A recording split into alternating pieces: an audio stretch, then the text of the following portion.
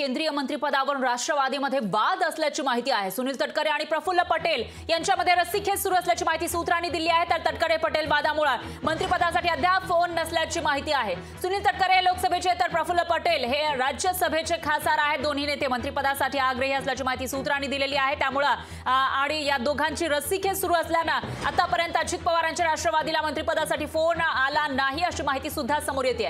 केंद्रीय मंत्रिमंडळाची आज स्थापना होणार आहे। आज मोदी हे तिसऱ्यांदा पंतप्रधान पदाची शपथ घेणार आहेत आणि एनडीए पक्षाची सत्ता या ठिकाणी येणार आहे। मात्र याच्यामध्ये इतर नेत्यांना फोन गेला आहे मंत्रिपदासाठी, पण अजित पवारांच्या राष्ट्रवादीमध्ये रस्सीखेच सुरू असल्याची माहिती समोर येते। एकमेव खासदार सुनील तटकरे जे लोकसभेतून निवडून आले, तर दुसरीकडे आहेत राज्यसभेचे खासदार प्रफुल्ल पटेल यांच्यामध्ये मंत्रिपदावरून रस्सीखेच सुरू असल्याची माहिती सूत्रांनी दिली आहे।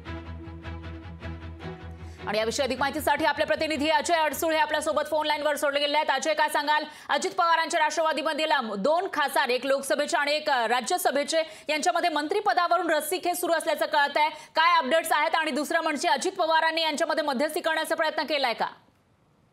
नक्कीच आपण पाहू शकतो की पंतप्रधान नरेंद्र मोदी यांच्या एनडीए सरकारचा आज तिसऱ्यांदा शपथविधी सोहळा आहे। अर्थात नरेंद्र मोदी आज पंतप्रधान पदाची शपथ घेत आहेत। एनडीएतील सर्व घटक पक्षांना पीएम ऑफिसवरून फोन आलेले आहेत, मात्र अजित पवार यांच्या पक्षाला अद्याप कुठलाही फोन आला नाही। अजित पवार यांच्या पक्षाकडून राज्यसभेचे खासदार असलेले प्रफुल्ल पटेल आणि रायगड लोकसभा मतदारसंघाचे प्रतिनिधित्व करणारे सुनील तटकरे हे दोघेही आग्रही आहेत। खरं पाहायला गेलं तर दिल्लीतील सुनील तटकरे यांच्या निवासस्थानी काही वेळापूर्वी बैठक झाली आहे। बैठकीमध्ये स्वतः उपमुख्यमंत्री देवेंद्र फडणवीस, अजित पवार, सुनील तटकरे, प्रफुल्ल पटेल हे सर्वजण उपस्थित होते। कुठेतरी नावावर निश्चिती करण्यासाठी वेळ लागत आहे। प्रफुल्ल पटेल यांनी यूपीए सरकारमध्ये सुद्धा केंद्रीय मंत्री म्हणून काम केलेलं आहे, त्यामुळे अनुभवाच्या जोरावर प्रफुल्ल पटेल मंत्रिपदासाठी दावा करत आहेत। मात्र सुनील तटकरे सुद्धा दुसऱ्यांदा लोकसभेचे खासदार झाल्यामुळे ते सुद्धा आग्रही आहेत। त्यामुळे पाहणं महत्त्वाचं ठरणार आहे की कधीपर्यंत या नावावर निश्चिती होती आणि त्यानंतरच गळ्यामध्ये मंत्रिपदाची माळ, केंद्रीय मंत्रिपदाची माळ पडते ते बघावं लागेल। दरम्यान धन्यवाद तुम्ही दिलेल्या या सविस्तर माहितीसाठी।